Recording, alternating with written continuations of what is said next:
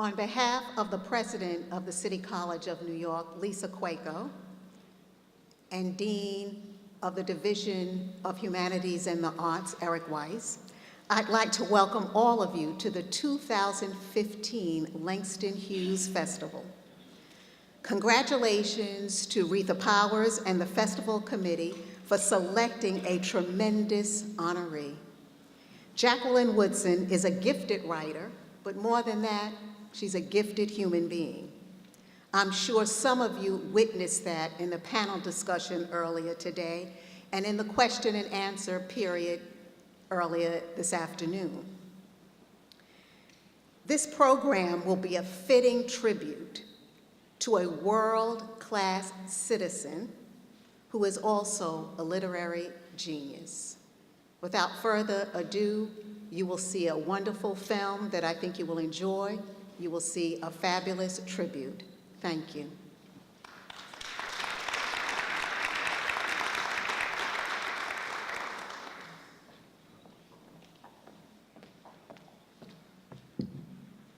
Good evening, and welcome to the Langston Hughes Medal Awards ceremony, the culmination of the City College of New York's 2015 Langston Hughes Festival. I'm Renata Miller, Chair of the English Department of the City University of New York, and I'm here tonight representing the City College's Division of Humanities and Arts. The Division of Humanities and Arts began celebrating and fostering the literary legacy of the Poet Laureate of Harlem, James Langston Hughes, with a full-day festival in 1978. Since then, the Langston Hughes Medal has been given to the most distinguished writers of the African diaspora, a pantheon of honorees that includes James Baldwin, Gwendolyn Brooks, Toni Morrison, August Wilson, Wole Soyinka, Derek Walcott, Octavia Butler, and Edwidge Danticat. Tonight, we gather to give the 2015 Langston Hughes Medal to Jacqueline Woodson, but the Langston Hughes Festival is comprised of other activities with large and varied audiences. Earlier today, over 600 public school students from grade school through high school had the opportunity to hear Woodson read from her work and engage in discussion with her. In the afternoon, we hosted an academic symposium on Woodson's work. It has indeed been a busy, exciting day. But in the Division of Humanities and Arts, we do not celebrate Langston Hughes' legacy today only. Under the leadership of Dean Eric Weiss, the Division of Humanities and Arts has sought to establish City College as a national leader in the field of Black studies, investing in premier research-active faculty whose work ranges from the Harlem Renaissance to Africa and the African diaspora around the globe. The Black Studies program seeks to strengthen the college's connection with our local community and its rich history while serving as an academic resource worldwide. In addition to an undergraduate major in Black Studies, many of our master's level programs in humanities and arts draw on the division's strength in Black Studies, and the Black Studies program offers an exciting lineup of lectures and readings that are open to the public. City College students are actively engaged in finding their own voices as writers and citizens. And it is my pleasure tonight to be able to introduce a few of our exceptional students to you, freshmen and sophomores who are winners of the Langston Hughes Essay Contest. And if they're here, I'd like to ask each of them to stand as I call their names. Receiving an honorable mention, Casey George for her essay, A Poet Occurred, Langston Hughes. Third prize, Nasif Khan for Change, Real Change.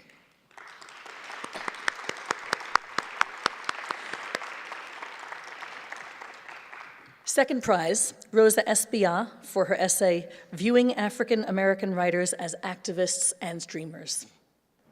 And first prize went to Labiba Chowdhury for an essay on Hughes's Transformation of the African American Narrative.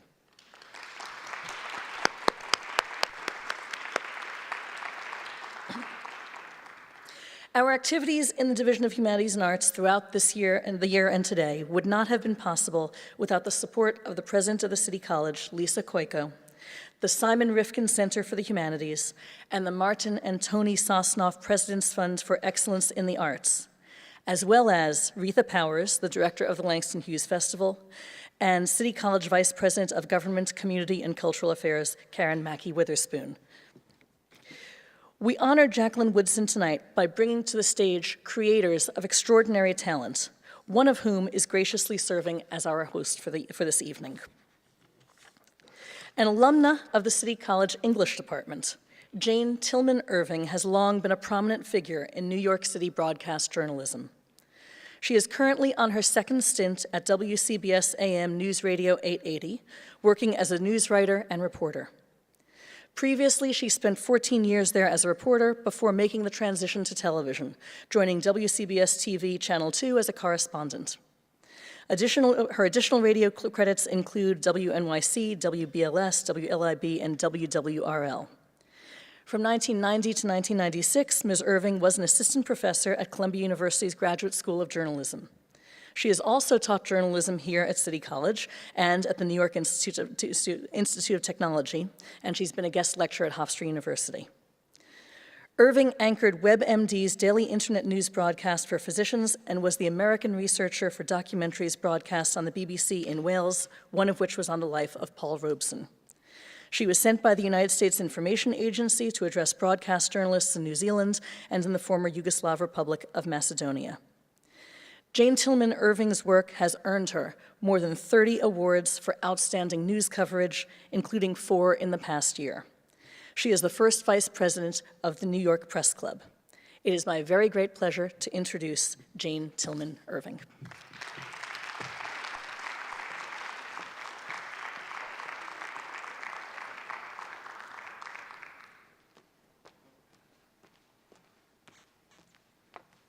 Good evening. And thank you very much for that introduction from the chair of the English department. I was an English major here at City College back in the olden days, and class of '69, so it was indeed back in the olden days. But it is always, always a pleasure to be here, to be back home at CCNY. We're going to deviate from the program just a bit because we have a wonderful DVD that you have not seen, that you're going to see now, highlights of the 2015, this year's Langston Hughes Choral Speaking Festival. So first of all, before we hear from any of our participants, the DVD, if you please.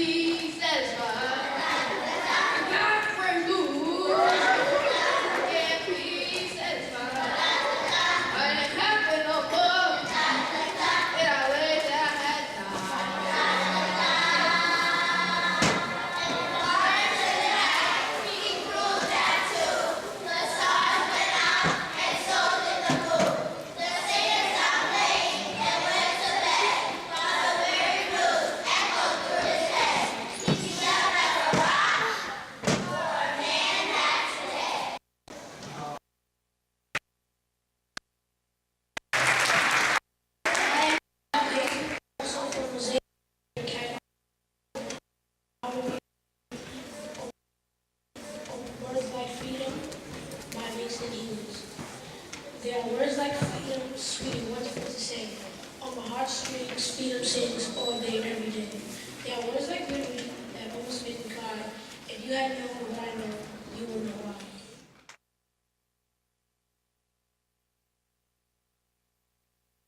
In Jacqueline Woodson's important book, Brown Girl Dreaming, we are hearing a new voice. We are hearing a new generation, a voice that is much more positive, that is much more compelling, and frankly is much more, that speaks much more to the experiences that most of us are familiar with. She's one of the country's most renowned and widely read authors for children and young adults. She has written more than 30 books, won dozens of awards, including the Coretta Scott King Book Award, the Caldecott Medal, and the Newbery Honor. She received the American Library Association's Margaret A. Edwards Award for Lifetime Achievement, and she won the National Book Award last year for the remarkable Brown Girl Dreaming. I read it in one great, glorious gulp overnight and enjoyed it immensely. And we are going to hear more from her, but sometimes, as you know, the programs don't go exactly as planned. So we are going to hear from Toshi Reagon. So we are going to have a musical tribute, first and foremost, from the remarkable Toshi Reagon. I'm really happy to be here.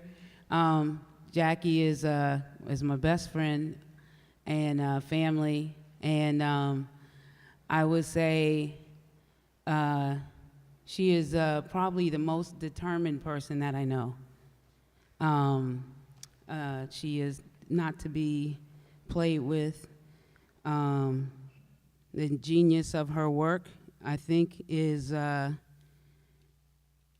she, with her language, tells very complex and difficult stories, a full spectrum, a full range of experiences, where the words jump off of the page and kind of land on your palate in a way that you can receive them.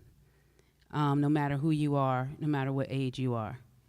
And I'm always surprised, even though I've read everything at least once, I'm always surprised by her choices, her phrasing. I don't know if this will make sense to you, but the temperatures that she cooks with. And she's just stunning. Freedom. If you call my name. When I sing this song, I always think about Jackie. Oh, I wonder if you call again and I'll answer. Call again and I'll answer.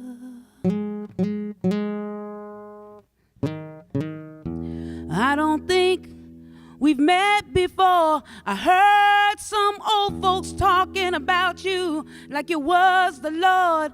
Call again and I'll answer. Call again and I'll answer. I say freedom, you must live up amongst the stars. It's kind of hard in a world like ours. Oh, I think about you night and day. Oh, I'm thinking we might find a way. Freedom over here. Oh, I know it's not always clear. Some of us, we've had our fill. Who's gonna stand up with you? I will. Oh yeah.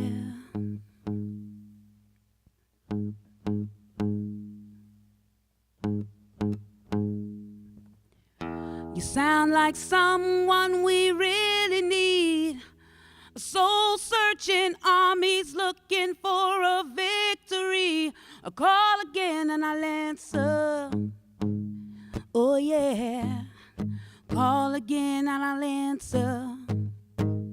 Oh yeah. We lost our water from hurt and greed, but I can cry you a river of hunger and need. Call again and I'll answer. I will. Call again and I'll answer. I will. I say freedom, you must live up amongst the stars. It's kinda hard in a world like ours. We think about you night and day. Oh, thinking you might find a way. Freedom over here. Oh, I know it's not always clear. Some of us, we've had our fill. Who's gonna stand up with you? I will. Oh yeah. Oh yeah. I will. Oh yeah. Oh yeah. I will. Oh yeah.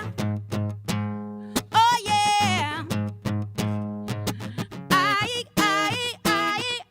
will. Oh yeah. I will.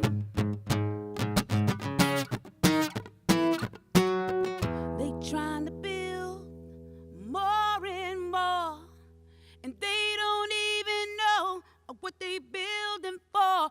Call me, I'll answer. Oh yeah. Call me, I'll answer. Freedom to have air to breathe. Freedom to walk the land beneath your feet.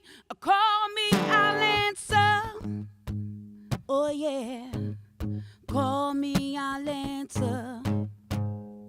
Yeah, yeah, yeah. Freedom, we think about you night and day. Oh, we're thinking we might find the righteous way. Who's gonna make a sacrifice? Who's gonna live for what is right? Who's gonna make room in this circle of ours? Who's gonna bring you home from the stars? Who's gonna believe that love is real? Who's gonna stand up with you? I will. Oh yeah, I will. Hey, I will. Oh jeez. Oh yeah, I will. Hey, I will. Oh yeah, I will. I will. I don't know what happened with the sound, but thank you so much.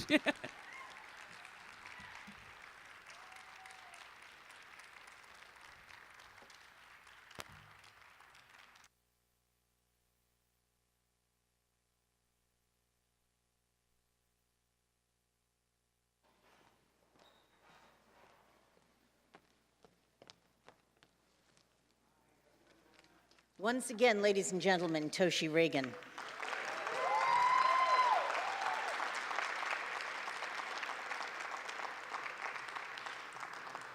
She has performed with the Freedom Singers in the White House for President Obama and the First Lady in their tribute to the civil rights movement, among so many other things. And if you were unfamiliar with her work, and I don't think this crowd is, but if you were, now you know. Thank you so much.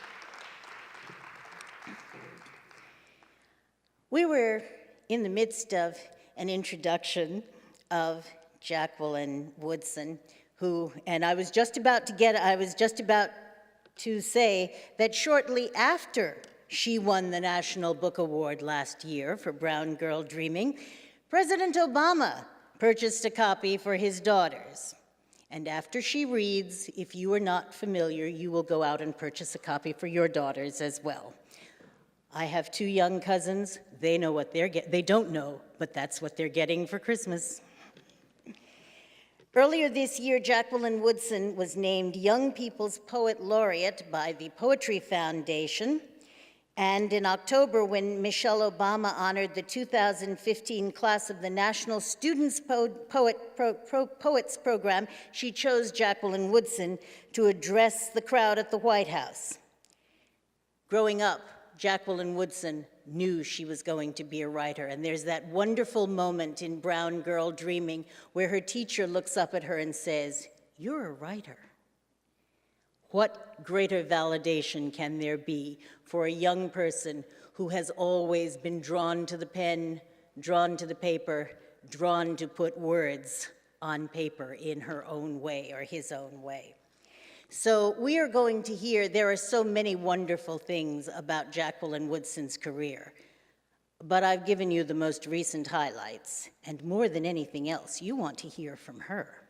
So, ladies and gentlemen, the winner of this year's Langston Hughes Medal, the winner of the National Book Award for Young People last year, and so many honors to come and in the past, Jacqueline Woodson.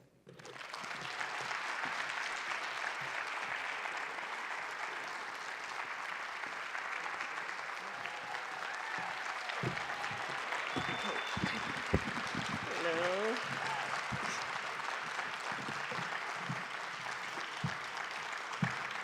Thank you. It's a real honor to be here, and to be here with my family, my chosen family, and my bio family, and my friends, and the people who have supported me on this journey. Thanks, Toshi, for that beautiful song and for showing up as always. When I was writing Brown Girl Dreaming, I was writing down all of these memories, and I didn't know what I was going to do with them, and my poor partner had to listen to me kvetch about, writing this book that was going nowhere, and no one was ever going to read it. Do you remember this? And whenever I get stuck, I do, 2 things. I have a night out with my friends, Jana and Toshi and I will go out to breakfast. And we went to breakfast at a place that closed down, even though I had really good grits. And we were talking about Brown Girl Dreaming, and I was saying that nothing was happening when I was born.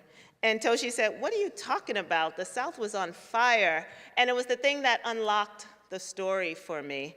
So to come full circle, to have grown up and having Langston Hughes be the first poet to unlock that code that I thought was just this code that dead white men used to speak to each other, and come to discover that it was this thing called poetry that we all had access to because of Langston Hughes, because of Gwendolyn Brooks, because of Eloise Greenfield, and so many of the poets who came before me, and because of so many of the women writers who came before me and the stories they were brave enough to tell. There were stories that were about incest. There were stories that were about fathers that weren't not kind. There were stories about poverty. There were stories about wealth. There were all kinds of stories that my sisters were telling that were valid, that were legitimate, that were so necessary to be mirrors in the worlds of people who had historically not seen themselves on the pages of literature. So I'm here today because of the writers that came before me. I am here tonight because of my family. I am here tonight because City College is honoring me with this medal. And I'm here because of the ancestors who helped me get these stories on the page. But if there had not been Black women writers before me, I don't know if I would be standing here.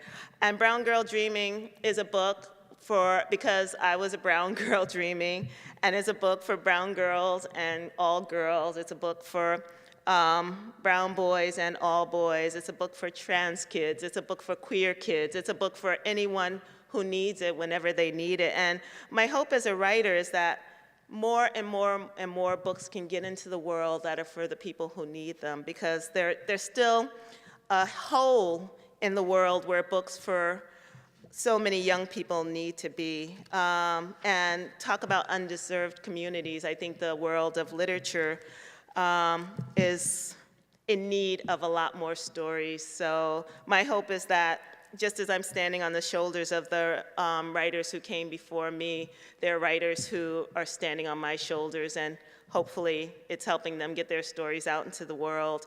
I had the great pleasure of sitting in the audience while my writer friends and critic friends spoke about the body of my work, and I at once had knots in my stomach and tears in my eyes, and it was Rita Williams Garcia, it was Lois Stover, it was Jason Reynolds, it was Brian Collier, and it was Pam Laskin.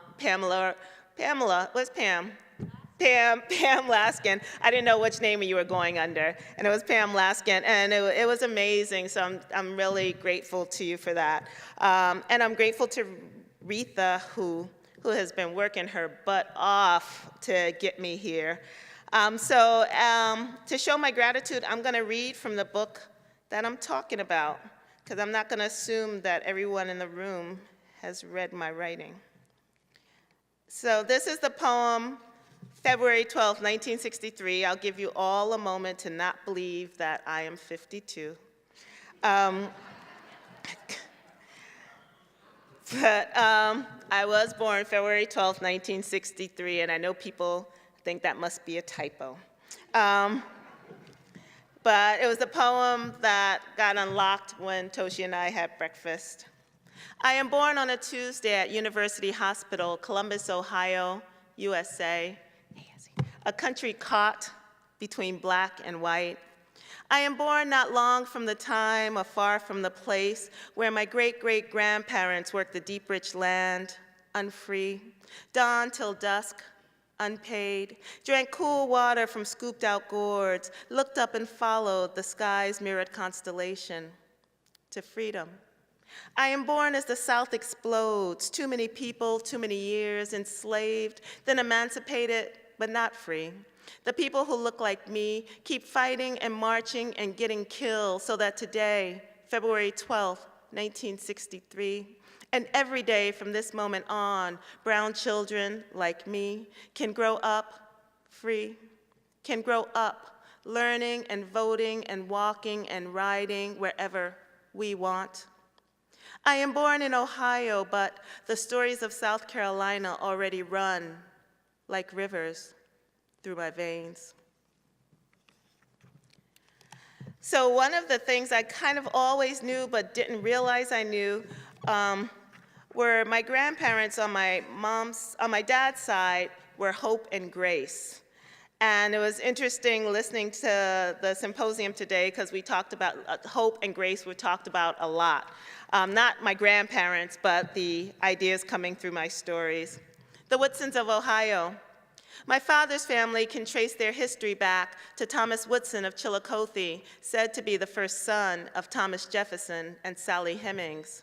Some say this isn't so, but the Woodsons of Ohio know what the Woodsons coming before them left behind in Bibles and stories and history coming down through time. So, ask any Woodson why you can't go down the Woodson line without finding doctors and lawyers and teachers, athletes and scholars and people in government. They'll say, we had a head start. They'll say, Thomas Woodson expected the best of us. They'll lean back, lace their fingers across their chest, smile a smile that's older than time, say, well, it all started back before Thomas Jefferson Woodson of Chillicothe. And they'll begin to tell our long, long story. I was in DC and I was at Politics and Prose reading to kids, and NPR was there. and they had their cameras. It was Cat Chow from Code Switch. And after the show, some of the history I got from my aunt, who's a genealogist. And so NPR had showed up, and my aunt had told me that my great-great-grandfather had fought in the Civil War. And I just trusted her and believed her. And so Kat Chow and the team are there, and afterwards they want to go over to the Civil War Memorial to see my great-great-grandfather's name and take pictures of it. And I'm like, oh, Lord, please let this be true. And so I'm leaving the bookstore, and I'm walking real slow. And we get across the street, and she gets there before I do. And she gets there, and she's all excited because she's found his name. And I just got tears in my eyes because I was like, we were here.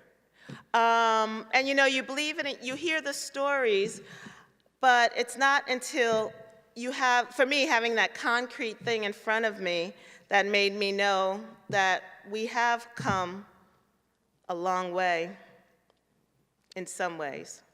My great-great-grandfather on my father's side was born in Ohio, 1832, built his home and farmed his land, then dug for coal when the farming wasn't enough, fought hard in the war, his name in stone now on the Civil War Memorial. William J. Woodson, United States Colored Troops, Union Company B, 5th Regiment. A long time dead, but living still among the other soldiers on that monument in Washington, D.C. His son was sent to Nelsonville, lived with an aunt, William Woodson, the only brown boy in an all-white school. You'll face this in your life sometimes. My mother will tell us over and over again, a moment when you walk into a room and no one there is like you. It'll be scary sometimes, but think of William Woodson and you will be all right. So my family was part of the Great Migration, and we moved from Greenville, South Carolina. We were in Ohio, and then we went to South Carolina after my parents separated, and then from South Carolina, we came to Brooklyn, New York. But before we left South Carolina, my mother lived for a long time in Ohio before the kids were born, and then 3 of us were born in Ohio. Uncle Odell. 6 months before my big sister is born, my Uncle Odell is hit by a car while home in South Carolina on leave from the Navy. When the phone rang in the Nelsonville house, maybe my mother was out hanging laundry on the line or down in the kitchen speaking softly with her mother-in-law, Grace, missing her own mama back home. Maybe the car was packed and ready for the drive back to Columbus, the place my father called the big city, now their home. But every Saturday morning, they drove the hour to Nelsonville and stayed till Sunday night.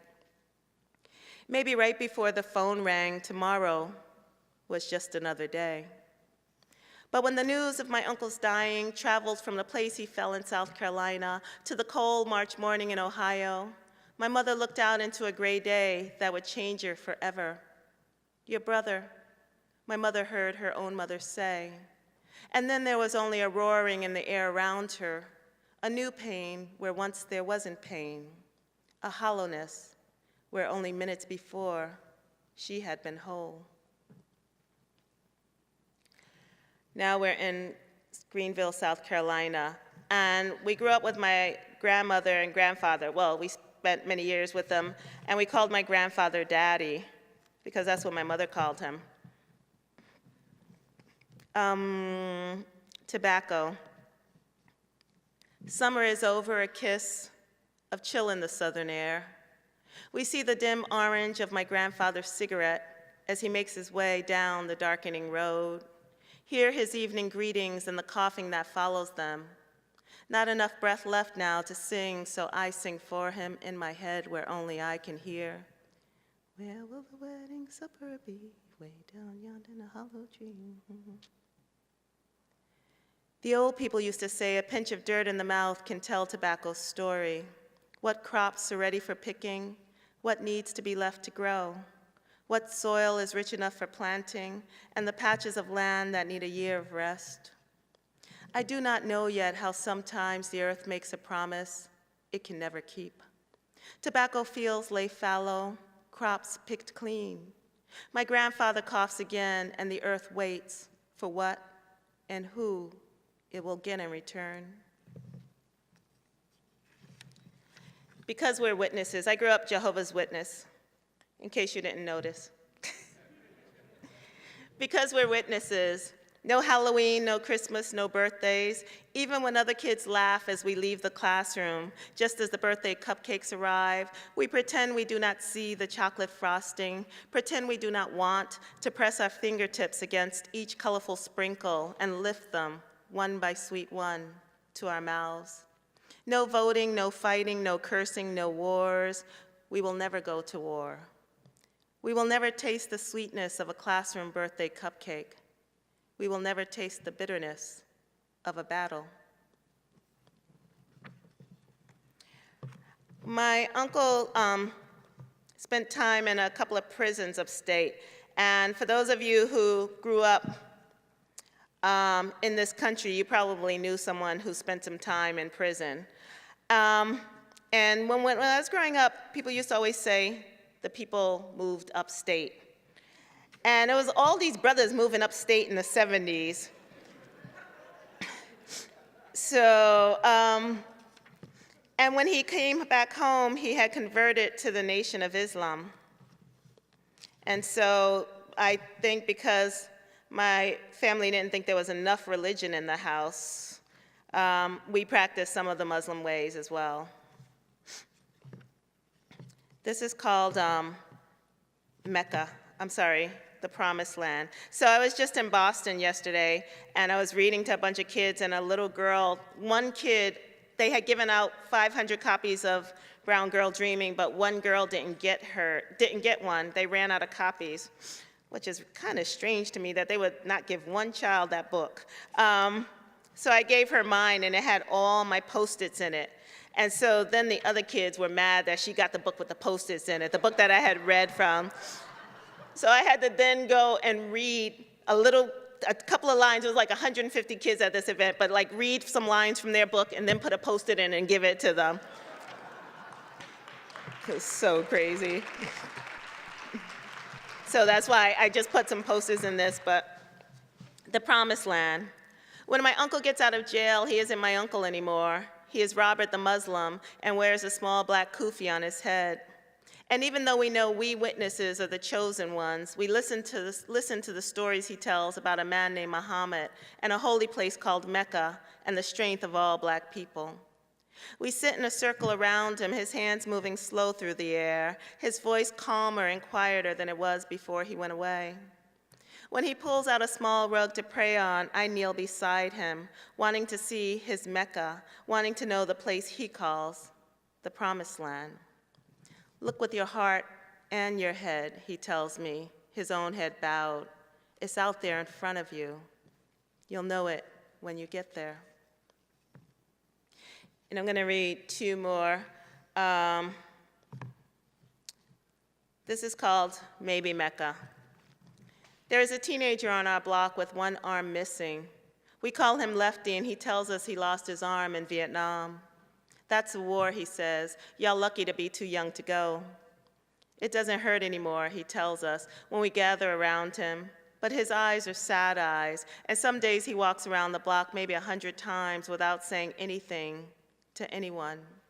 When we call, hey, Lefty, he doesn't even look our way. Some evenings I kneel toward Mecca with my uncle. Maybe Mecca is the place Lefty goes to in his mind when the memory of losing his arm becomes too much. Maybe Mecca is good memories, presents and stories and poetry and arroz con pollo and family and friends. Maybe Mecca is the place everyone is looking for. It's out there in front of you, my uncle says. I'll know it when I get there. And I'm going to end with music. Each morning, the radio comes on at 7 o'clock. Sometimes Michael Jackson is singing that ABC is as easy as 1, 2, 3, or Sly and the Family Stone are thanking us for letting them be themselves. Sometimes it's slower music, the 5 stair steps telling us that things are going to get easier, or the Hollies singing, he ain't heavy, he's my brother, so on we go. My mother lets us choose what music we want to listen to, as long as the word funk doesn't appear anywhere in the song. But the summer I am 10, funk is in every single song that comes on the cool black radio stations. So our mother makes us listen to the white ones. All afternoon, corny people sing about Colorado, about everything being beautiful, about how we've only just begun. My sister falls in love with the singers, but I sneak off to Maria's house. We're safe inside her room with the pink shag carpet and bunk beds. We can comb our doll's hair and sing along when the Ohio players say he's the funkiest worm in the world. We can dance the funky chicken, tell imaginary intruders to get the funk out of our faces, say the word so hard and so loud and so many times, it becomes something different to us, something so silly we laugh just thinking about it. Funky, funky, funky, we sing again and again, until the word is just a sound, not connected to anything, good or bad, right or wrong. Thank you.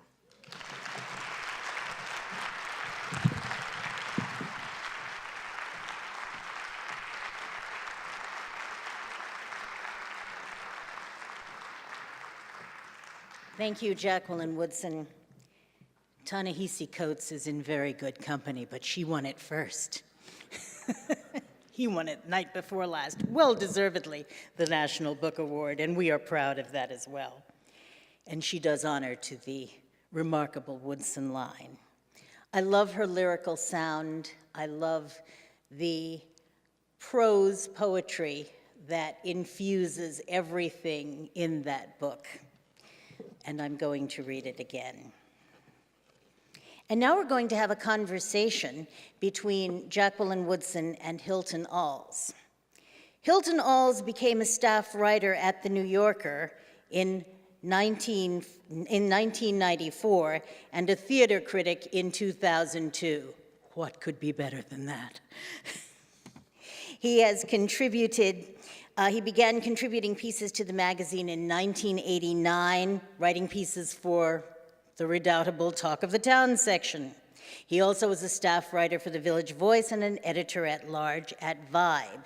He's also written for The Nation and collaborated on film scripts for Swoon and the remarkable film, which I'm sure so many of you have seen, Looking for Langston.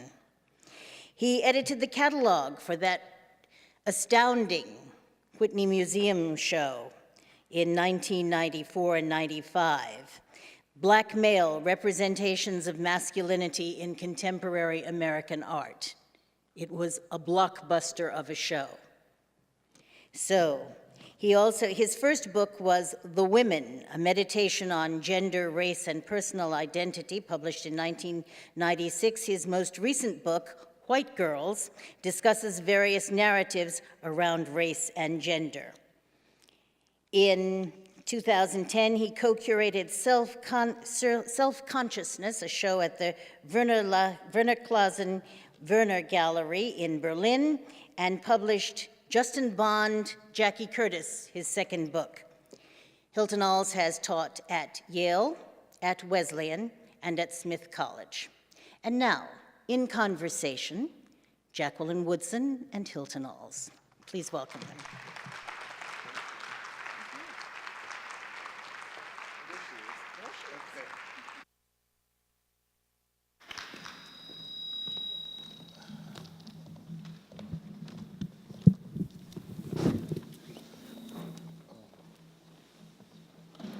I love these Marcus Garvey chairs. I'm going to read, at the risk of embarrassing Jackie, I'm going to read this tiny little introduction that I wrote thinking about her and her work. I feel that we all owe Jacqueline Woodson a debt of gratitude, gratitude for her work, of course, but also for what's contained therein, a something that gets overlooked when columnists, critics, and others discuss her mastery of form in various genres, the near-religious light she sheds on the inner life of children and the natural grace they live in before the world intrudes and makes them something else. It's remarkable how, in recalling that beautiful place of knowing and not knowing, Jackie brings us so-called adults back there too, to a time when love and sadness were not fixed and as much a part of the atmosphere and sun and snow we loved to play in back when, which Jackie renders so magnificently in book after book, which brilliantly combine reality and dreams of a new world. This conversation affords me the opportunity to ask this great author several things I've always wanted to ask, starting with, he said, turning to his subject. One of the wonderful things about reading about you recently was to fix on certain things that matter to us both equally as children, which I didn't know. And that is that one of our favorite books was A Tree Grows in Brooklyn. This is the story of a young girl growing up in Williamsburg, an Irish-German family, very poor, and basically she becomes an artist by the end of the book. Can you tell me when you read it and what it meant to you and how it might have gotten you to a certain place as a writer? Oh, man. Yeah, I still read it. I think the first time I read A Tree Grows in Brooklyn, I was probably in the 8th grade. And what drew me Were you to... in Brooklyn or down south? I was in Brooklyn. I was in Bushwick. And I think that was one of the things that drew me to it was Williamsburg, the section that Francie Nolan lived in was so close to my neighborhood. Yes. And so it felt familiar in that way, even though it was many years before my time. And also the deep poverty. I mean, I think, you know, my family wasn't poor that way, but we definitely struggled. Yes. And it was finding that mirror in the book of someone who has this big dream Yes. that seems almost impossible, and the way that it becomes more and more possible with her, you know, getting herself into that better school and getting the different jobs she had, that kind of moved her closer to this bigger dream. And there was so much art in it. You know, her father was a singer, and Yes. even Neely in his own way was a sort of artist, and her mother was a bit of a dreamer. So all of that was really attractive to me. In the same way, it's interesting because I find that it paralleled in so many ways. Daddy was a numbers runner. Yes. So I, as a kid, I remember reading the two of them together Yes. and making, you know, comparing and contrasting them. Do they still have a program where one could get books by people like Daddy, you know, hearing Alice Childress books and so on? These were scholastic books that we would get. Does that program still exist? It does, but we don't get those kind of books. Oh, you don't? We don't. Not from Scholastic. Scholastic definitely doesn't have Daddy Was a Numbers Runner. No across 110th Street? No Donald Goins, none of it. Yeah. I think that because I'm ancient, there was a way that you could order. They would give you a list, and they would make you let you decide on what books that you wanted to get. So, what kind of books were you deciding on, as it were? I think the books I got from. I actually can't remember how many we bought, because I remember us being able to maybe buy one. Yes. If we were able to buy anything. And I remember buying Sounder, which, because it was familiar to me, and I hate that book. Yes. You know, but it was a book that was in my classroom that I could own through Scholastic. Yes. And it was because it was a Newbery book that it was for sale. Why did the book annoy you?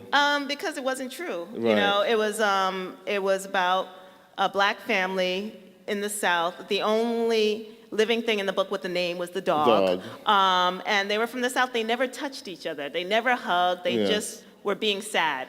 Yes. And being broke and being poor. And that's not, and I had come from the South, and I knew a very different Southern existence that even even if we were, struggling, there was still a lot of love in the room. Yes. And there were a lot of ways to find happiness and grace. And it wasn't until I was much older that I realized it was this outside gaze looking at my community and not seeing it. Did you feel the same about the film as well, or did you feel that the actors brought Yeah. a level of I humanity thought that wasn't in film the was text? much better. Yeah. Yeah, it was one of those rare cases where, Cicely killed it. Yeah. Tell me something about your beginnings as a poet, really, and how that might have led you to writing children's books. The reasons, and young adult books. The reason I ask the question is because of the shortness of line in poetry, and how the poem is an accumulation, generally, of lines that that cohere through the sensibility of the writer. Do you find that there is a connection between that and your young adult writing? Yeah, I think there definitely has to be an immediacy to the story when you're writing for young people, because they don't have, the patience to wait for something that's coming too slowly.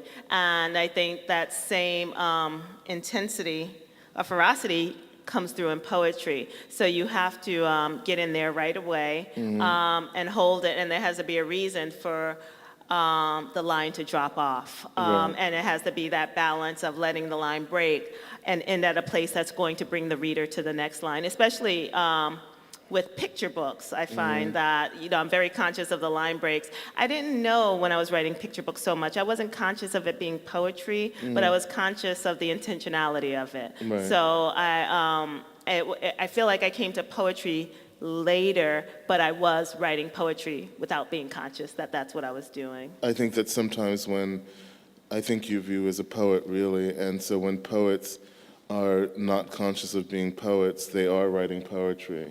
When they're conscious about writing poetry, they're writing advertisements.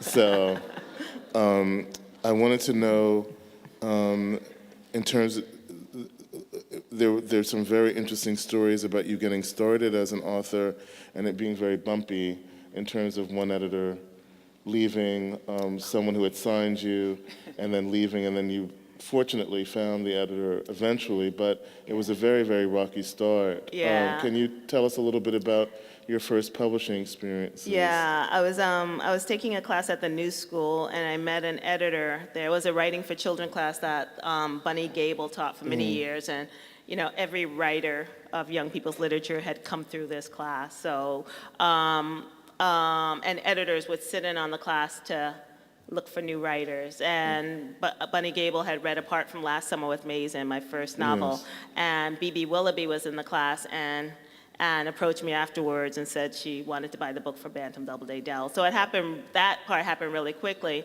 And then we went through a bunch of edits together, and she would say, well, I think Mason needs to be meaner. And I'm like, let me make her meaner. Well, I think Margaret needs to be smarter. Let me make her smarter. I changed my mind. I think Mason needs to be nicer. Oh, okay, let me make her back tonight. And I was a young writer. It's like the editor had all the power, and I didn't even know how to say no. I really know how to say no now. But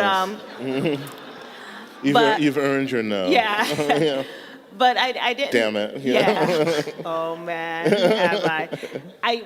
But I didn't know that a brilliant editor is one that can see your vision and help you get to it. Yes. I just thought an editor was someone who fixed it for you, and so I lost my vision somewhere in there. I didn't know what I was trying to say, and then she quit. And then the book sat on the shelf for a while, and then Wendy Lamb came along and took it off. And then when editors quit, books can just die. Sure. But Wendy saw something in it and took it on, and we worked together for many, many years. And she was also the one who said, nothing I can write is wrong. I'm like, can I write about a pregnant teenager? Yeah, of course you can. You mean I could write about, a boy and his queer mom? Oh yeah, you could do that, like anything. Yes. So, because I didn't know what the rules were in children's literature, or I knew I could do some stuff in young adult that I might not be able to do in middle grade, but it was pretty much, I could do what I want. But here's the thing, when I look at the shelves of beautiful books that you've done, the diversity in terms of emotional subject matter is really profound to me. And I wondered, did you find when you really were sort of making the decision subconsciously or consciously to be a writer, that the young adult story was much more emotionally pertinent to you, or were you trying to do initially much more conventional kind of fiction? No, I think, they say that you write kind of in the age you're stuck in. And I think for me, it was somewhere between 10 and 17 for a long time. I had a lot of memory in that space and time. And so I didn't even know that that thing I was writing was young adult or children's lit. Someone, of course, that's marketing and publicity and all of that stuff.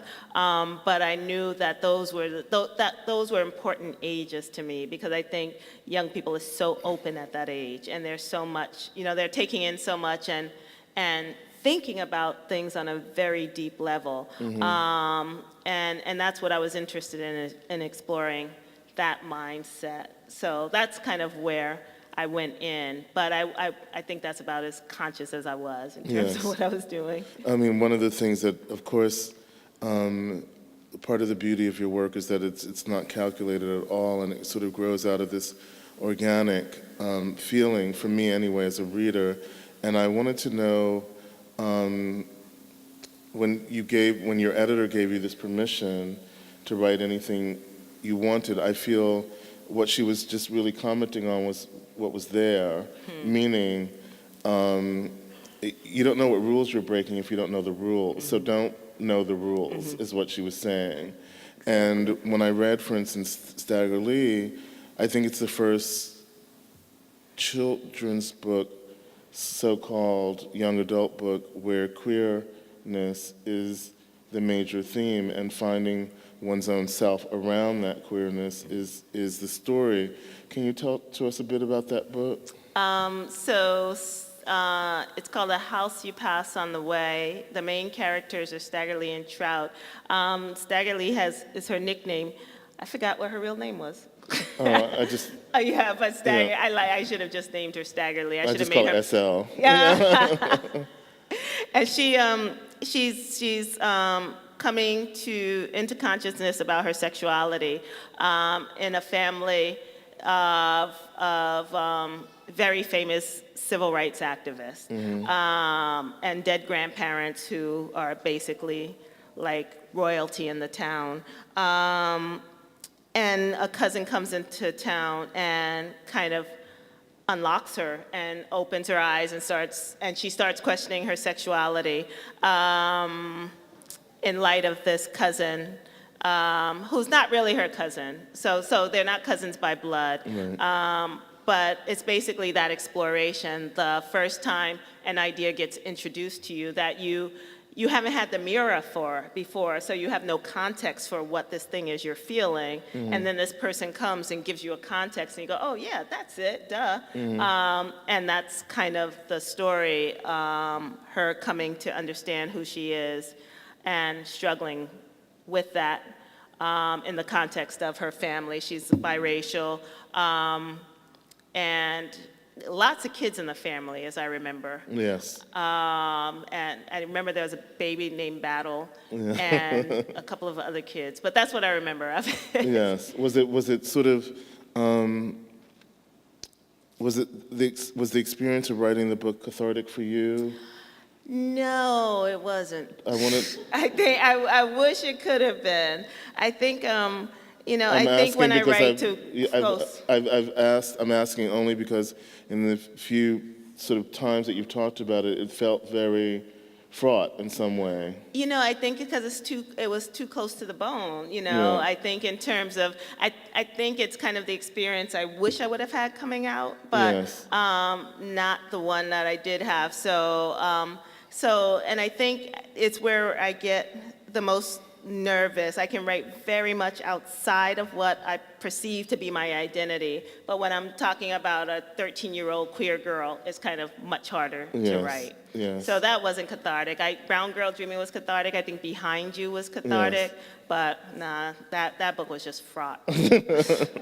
I wanted to say that when Toni Morrison first started out, she was a mother of two already. She said she never wanted to grow up to be a writer. She wanted to grow up to be an adult. And one of the great things, of course, about writing, or the things that make it hard, is that you actually have to have life to draw on to make the characters and situations as real as possible. And so for her, putting a little black girl or female friendship at the forefront of her first books was a way of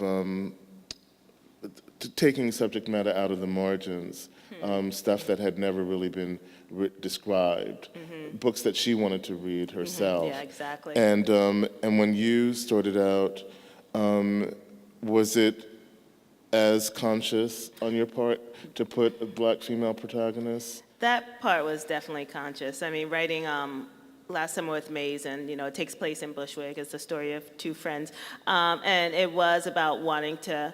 I had this whole community of people that I knew, and it was a Black and it was a Latino community, and it wasn't on the page. Yes. And the thing about your story being on the page is it's a way of making you feel more legitimate in the bigger world. And I wanted that legitimacy for myself. And I think as a kid, I didn't understand why our stories weren't there. I just knew that they weren't. And I knew that I wanted to put them there. And not even to be the first one to do it, or to feel like that, but to fill that hole. Like, Yes. there was no reason that our stories should not be in the world. So I was definitely determined around Yes. that. And then the more I wrote, and the more I wrote realistic fiction, and the more I saw an absence of so many stories, the stories of queer people, the stories of poor people, the stories of Migration. of the Great Migration. Yeah, all kinds of stories just were absent from the pages. Yes. I wanted to, because you're a wonderful reader and you're much beloved by your audience, which is comprised of all different kinds of kids. And I wanted to know, what was it like, how do white kids, for instance, respond to these stories? As you know, my little goddaughter's brother loves your work more than anything, and he's this very sweet Jewish kid. And you're his favorite writer, and he's not responding, I don't think, specifically to the race story. He's responding to the story of migration or queerness and so on. So how do white kids respond? Do you find it's different, or? They, it's so interesting because I was just in Cambridge for 2 days. They did an all Cambridge reads. So I was in libraries where there were predominantly white kids, and I was in libraries when there were predominantly kids of color. Today it was predominantly kids of color. And it's different. I mean, there's a lot of love in the room. I have a lot of fans out there. Yes. And they're, I find that it's kind of more economic class. So they're definitely the kids who've met a lot of authors and can talk intelligently about the meeting of the different authors and compare and contrast. And they're giddy and they're excited because the teachers they've read my body of work. They've been prepped to the marrow, so they really know my work. So I come in and I'm like a rock star, right? Because they've been studying me, and she's coming. And I get a lot of fan mail. And then from the Black kids, I find, the kids who are poor are excited for a whole different reason because they've never met an author. And here I am, I walk in, I look like them, I can talk like them, and, they want me to sign their hand. They just give me something. Yes. And even with the, yesterday with the book and having given that one girl the book with the Post-its in it, and them all Yes. wanting that, they're hungry for mirrors, I Yes. think. And here I am. I'm something that they can actually reach out and touch and talk to and ask questions of. And it's really interesting because it's definitely that hunger that you sense that's different. But then you have the more, like in New York City, the kids are mixed together a little bit more, and I'm going to be more thanks to Farinha, in the schools, and you do see that they are just excited, and they're definitely more excited when they've read the work. Yes. Tell me, when the first things were coming out, how did your family respond to your work, sort of taking on these various aspects of real life? You speaking about femaleness and queerness and so on. Can you talk a little bit about that? Well, my mom and grandma just didn't read it. They were like, I remember my grandmother, even with the picture book, she was like, no, your books make me too sad. So I think the fear was that I was going to tell the family story, right? Even from a young age, when I walk into the room, everybody would get quiet because they knew I wanted to be a writer, and they thought I was going to take these stories and put them into the world. And growing up, once I got older, I'm like, oh, I wish I had told them, you know what, I have these people living in my head are so much more interesting than you guys, so you don't have to worry about that. But then, so I think they were nervous. And I remember my grandmother, I can't remember what book it was, but there was a white grandmother in it. And I remember it was one of the early ones my grandmother read, and she was like, why did you make me white? I'm like, it's not you. So it might have been a short story or something, but they really struggled with understanding this writing thing. Yes. You know, here they are, part of the Great Migration. You're supposed to come here and get a job and get a paycheck and move out of the house. Yes. And that was what they understood. So it was a struggle for them. I remember when I got the Coretta Scott King Award the first time for. I think it was from the Notebooks of Mellon and Son, and I was so proud of it. I think my mom came, my grandma came, my brother came, and my grandmother, I told her, it's the Coretta Scott King breakfast, so it's $75 a plate. Yes. And the publisher was paying for all of them to be there. And my grandmother afterwards, I have this big plaque, and she's like, well, maybe now someone will give you a job. And then she pulled me to the side and whispered, that food was good, but it wasn't worth no $75. That was pretty much who they were. That's Toni tells the story of when, she finished at Howard and she went back to Lorain, Ohio, and all the ladies said, so now what are you going to do? And she said, well, I think I'll go to graduate school. And they said, graduate school? You better get a job. So this idea of being an artist is, I think it's part of the struggle, really, of being an artist is actually declaring oneself an artist to one's family. Yeah. It's actually harder than being edited on some level. Has there been any development with the family? Well, my mom and grandma are no longer with us, and my dad shows up whenever I read in Columbus, and my siblings are good. My siblings get it. They're really proud of me. So and I think they've always been shakily proud of me, Yes. but now they know that I'm okay financially, so they can be even more proud. They know I'm not hopefully gonna starve to death. Yeah, I think my mom and grandma struggled for a long time. They definitely came around. By the time I had written, 20 books, Yes. they were definitely bragging about me and understanding that I was gonna be okay. I have one more question for you, and it's about Brown Girl Dreaming. There was a controversy that was very annoying. A year ago, 2 days ago. Was it because it felt like the weather reminded me of this somehow, and I wanted to ask you a little bit about it, and also how it really indicates that all of your work is such an incredible sort of push towards making something different that's still not different enough. So can we talk about it a little bit?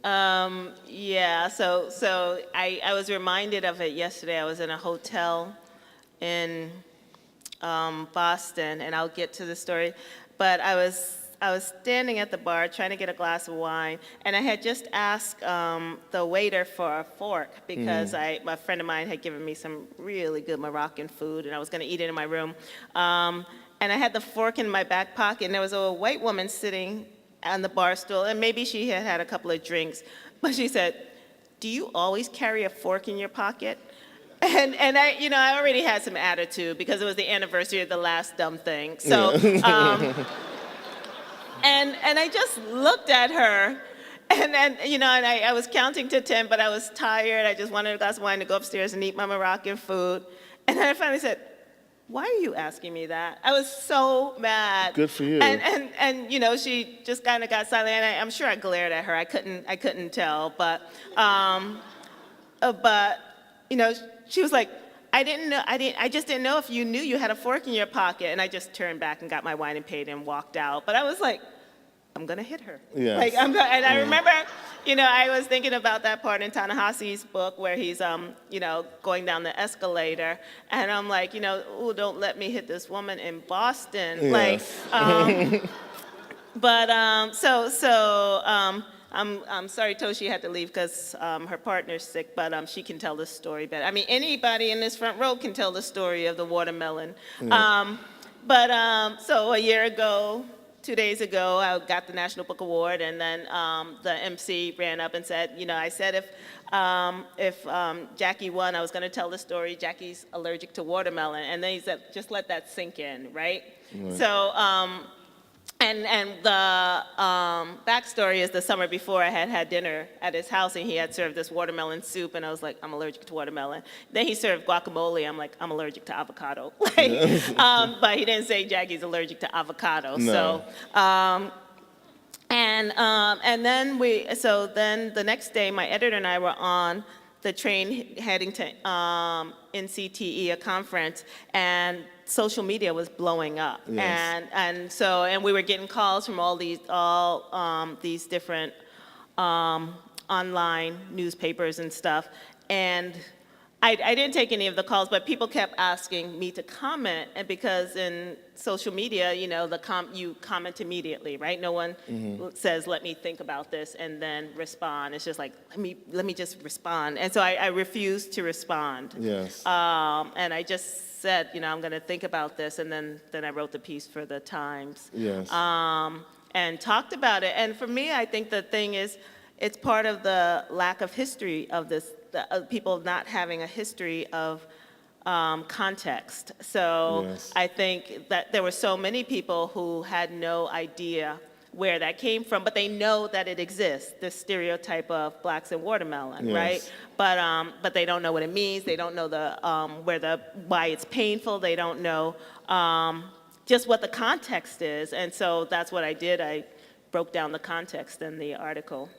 Well, one of the things that I'm learning from you is to count to 10, which I never do, and I sort of am so stupefied generally by stupidity that I look as if I've had a stroke, actually. What happens?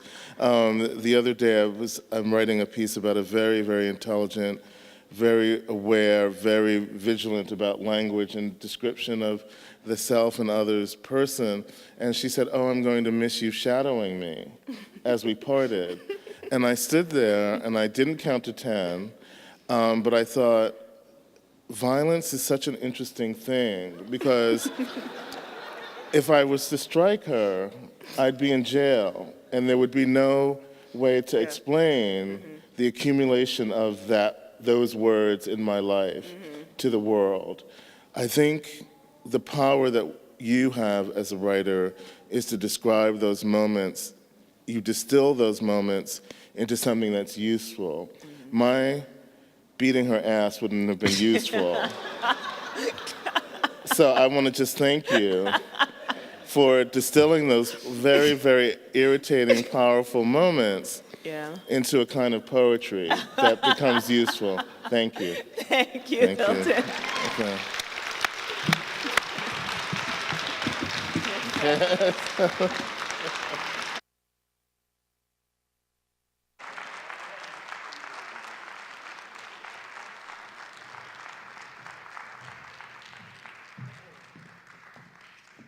Thank you.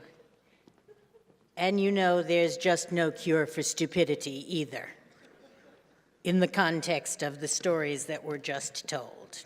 Some people just don't know any better and insist upon showing the world that they don't know any better.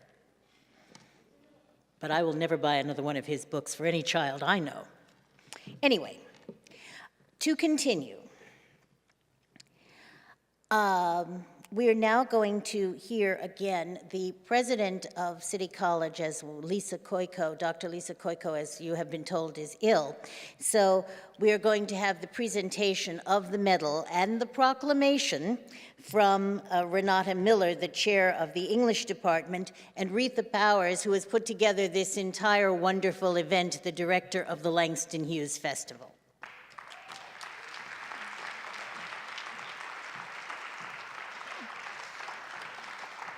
So, first we have a proclamation from the City of New York.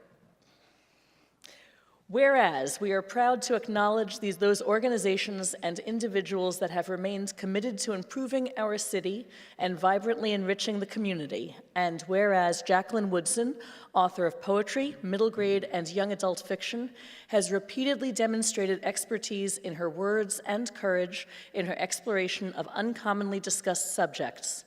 And whereas Ms. Woodson has already received several awards for her work, including the Margaret A. Edwards Award for Lifetime Achievement, the Newbery Honor Medal, the Coretta Scott King Award, the National Book Award, the Caldecott Medal, the Parents' Choice Award, the ALA Notable Award, is the Young People's Poet Laureate as of June 2015, and most recently, the 2015 Langston Hughes Medal, actually almost. And Ms. Woodson continues to write, sometimes working on 2 or 3 books at once in order to make people aware of history in such a way that it changes them and increases sensitivity to the issues in her work. Now, therefore, I, Gail A. Brewer, do hereby commend Jacqueline Woodson for her determination in her lifelong mission, her tireless, continuous writing and contributions to the city, and proclaim Friday, November 20th, 2015, Jacqueline Woodson Appreciation Day in the Borough of Manhattan. Gail A. Brewer, President, Borough of Manhattan. Thanks, Ruth. Thank you. And now for the main event of the evening, it is our very great honor on behalf of the City College of the City University of New York to recognize Jacqueline Woodson's extraordinary contributions to literature with the 2015 Langston Hughes Medal.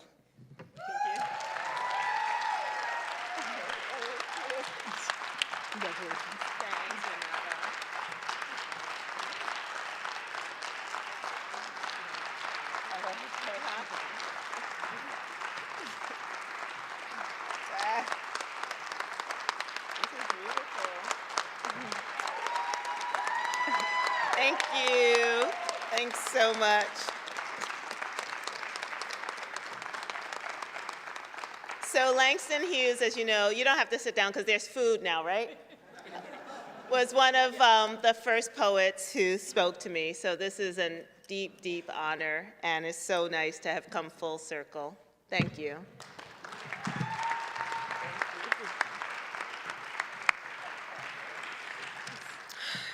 I beg your indulgence for one moment. This has been an incredible evening. I just wanted to come out here and say thank you to everyone who helped to make this happen. I'm Retha Powers, director of the Langston Hughes Festival. I particularly want to thank our host, Jane Tillman Irving, Hilton Als, Toshi Reagon, and of course, Jacqueline Woodson, our guest. And thank you to the entire Langston Hughes Committee for doing such a great job, in particular David Unger, Jody Ann Francis, Norval Solian, Chuck Fry, Linda Villarosa. And the festival could not have come together without the expertise of Greg Schenk and his staff, so thank you to all of you. And I want to take a moment to thank our media and promotional partners, the Center for Black Literature at Medgar Evers College, We Need Diverse Books, Cave Canem, Total Equity Now, and Human Bookstore. with whom Jacqueline Woodson will be signing books in the lobby during the reception. And finally, thank you to all of you for coming. As you heard earlier, when we announced the winners of the essay competition, we have amazing students here at City College. So we thought it was appropriate to close out the night with a reading by one of our students. Victoria Just is a junior double majoring in biology and Black Studies, and she is going to read Jacqueline Woodson's What I Believe.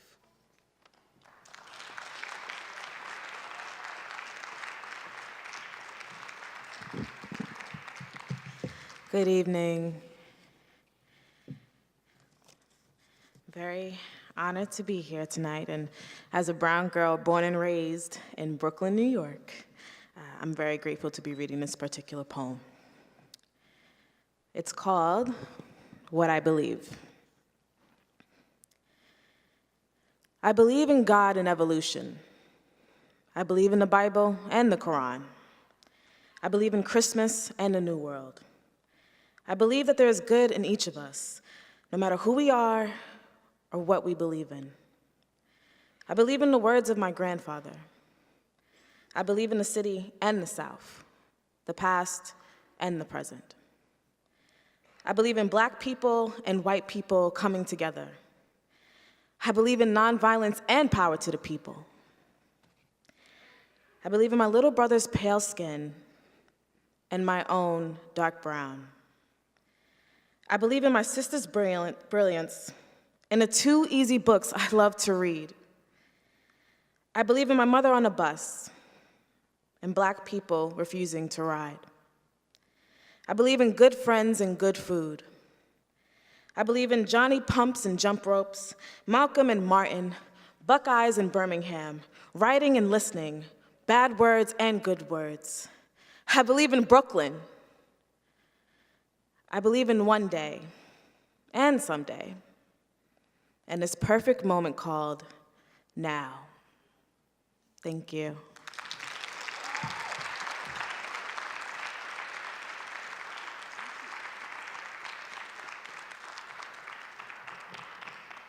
Thank you, Victoria.